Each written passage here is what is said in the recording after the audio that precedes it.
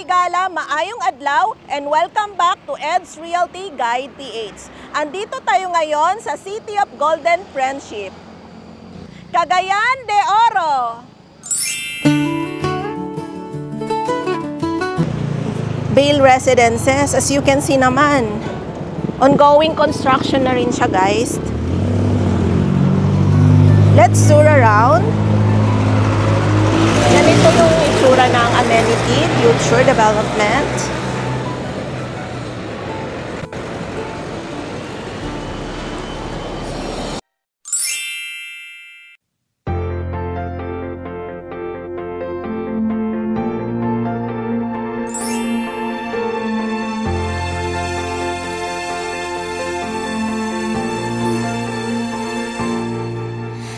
Lights in the sky, stars are shining so bright.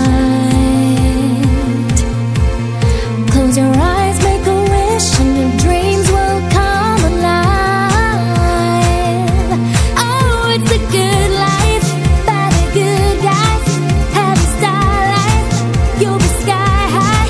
Be who you are, feel like a star.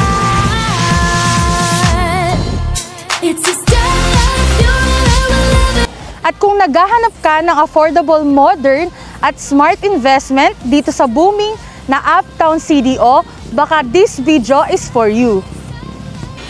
Today, we're featuring SMDC Vale Residences, ang latest at stylish condo development ng SMDC dito sa CDO. Malapit sa SM Uptown, Xavier University, hospitals, and major establishments and commercial hubs. Super convenient sa mga young professionals and families, and also sa mga investor na gusto mag-start ng kanilang rental business. And here's the best part. For only 11,000 monthly, pwede ka nang magkaroon ng sariling unit dito. Yes, mga higala, hulugan na super light sa bulsa, pero talagang investment na pangmatagalan, secure at quality pa. Mel, Danica, bakit nga ba maganda mag-invest sa Vale Residences? Siyempre ma'am, unang-una dyan is the prime location. Nasa Uptown CDO ka, one of the city's fastest growing areas. So dito kasi sa Uptown CDO, malapit ka lang sa malls, schools, and mga establishment na kilala dito sa Cagayan de Oro. And second, guys, is yung high rental potential natin. Since meron nga tayong prime location, syempre magkakaroon din tayo ng high rental potential. Since very convenient, malapit sa schools and business centers, perfect for passive income, lalo na sa mga OFW dyan na gusto mag-invest or mag-start ng kanilang rental business. Trusted developer, SMDC is known nationwide for building quality homes with excellent property management. And then the next is value appreciation. Habang tumatagal, mas tumataas yung value ng property mo dito. That is a long-term gain. And last but not the least, we have lifestyle amenities. So si SMDC, lahat ng project niya, kilala siya sa mga resort-style amenities. From the pool, to the clubhouse, to green open spaces, you get more than just a unit.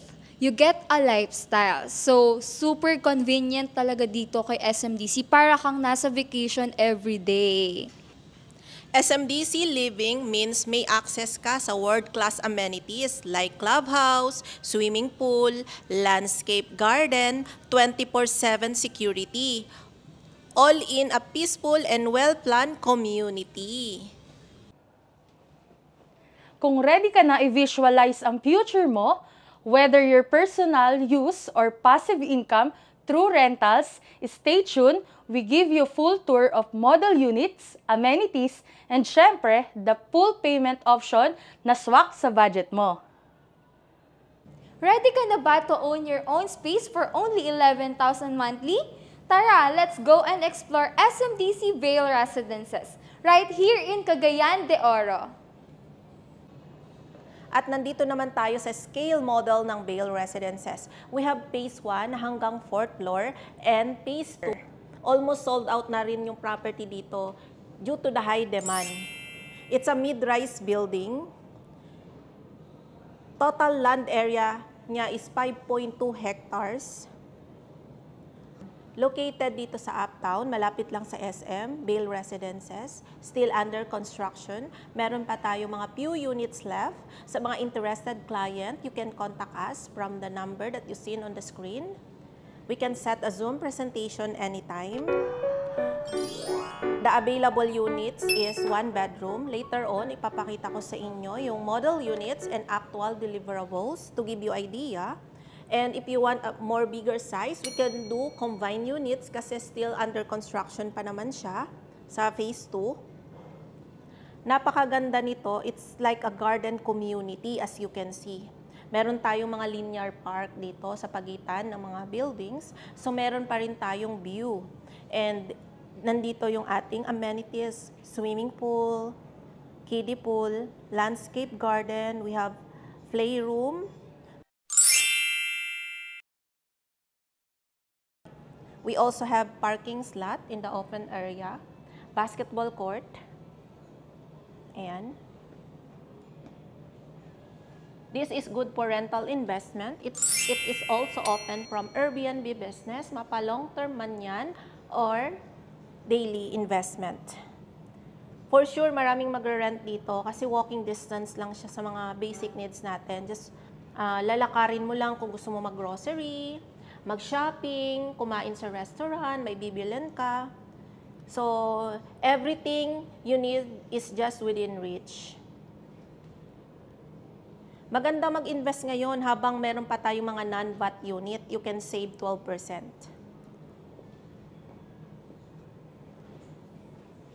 Ayan guys, if you have question, contact us. This is the actual deliverables. 24.40 square meter for typical 1 bedroom. Tara, silipin natin. As you can see, ito yung ating kitchen area. May kasama na siyang lower cabinet. May grease trap na rin para sa mga nagluluto, hindi siya magbabara. And we have the sink over here. Pwede natin itong i-customize.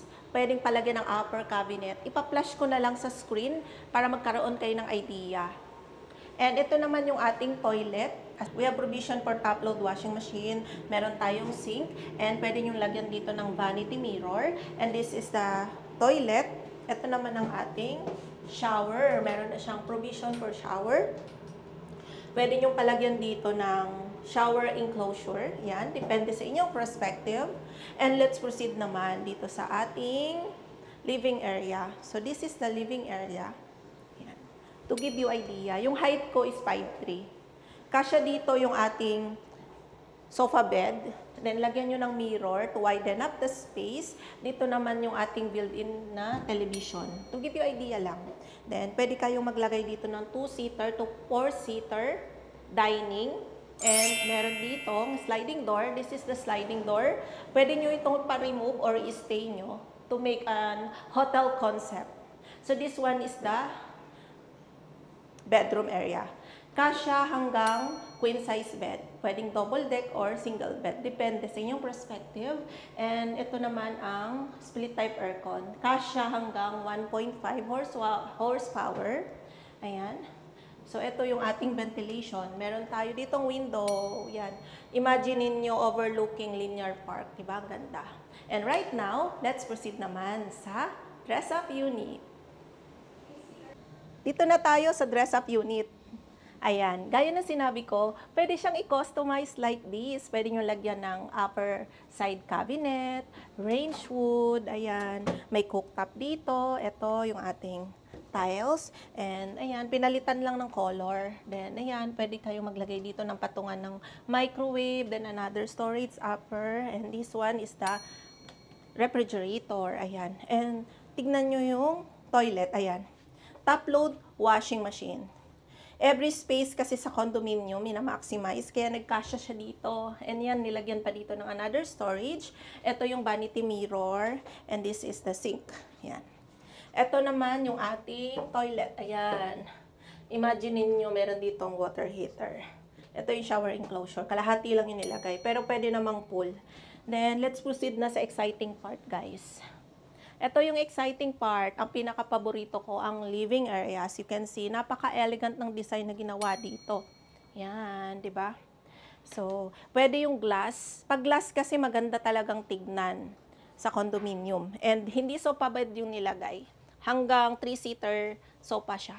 And ito yung mirror to widen up the space. Kasi pag may mirror, imaginein mo, di ba, nagwa-widen up talaga yung space niya.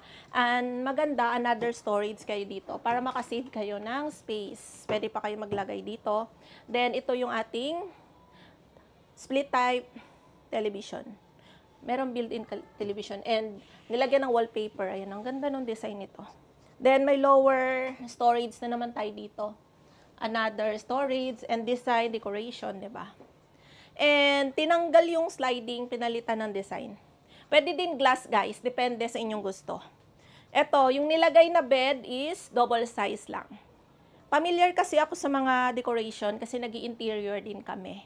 So, ayan, guys. May mga pillow and painting. And nandito yung ventilation. Ayan, yung meron tayo ditong aircon, window type, and another storage. Parang study table lang, di ba? Pwede din kayo dito maglagay ng makeup kit nyo or kung gusto nyo dito kayo mag-work, working area nyo. So, marami siyang purpose. And ito, kasya pa yung double size na cabinet. Ayan, ang ganda ng cabinet, ang laki. Pwede nyong gayahin to, guys, kung bibili kayo ng unit dito sa Vail Residences. To avail a unit, the only requirements is government-issued valid ID and reservation agreement form. Kung based abroad kayo, pwede naman tayo mag-set ng Zoom presentation and pwede siyang fill-upan via digital using Adobe Acrobat and marami namang other platform na pwedeng fill-upan. Anyway, may tutorial ako dyan at pwede ko kayong turuan with my team paano mag-reserve ng unit dito sa Vail Residences. The only requirements, valid ID. Reservation fee as of this month is 30,000 only. And meron tayong ino-offer ng mga no down payment term. Meaning, after 30 days, magre-reserve ka lang ng 11,000 as of this month. Pre-selling, makaka-save ka pa ng 12%. Kontakin nyo na kami dito sa aking Viber or WhatsApp. Ang next kong pupuntahan naman is Iloilo. See you there, guys, sa mga taga Iloilo and Bacolod. Again, guys, sa mga bagong viewers yan, lalo na dito sa Cagayan de Oro, Mindanao, don't forget to like, share, and subscribe my YouTube channel. And see you from my next video. Thanks for watching. Iloilo.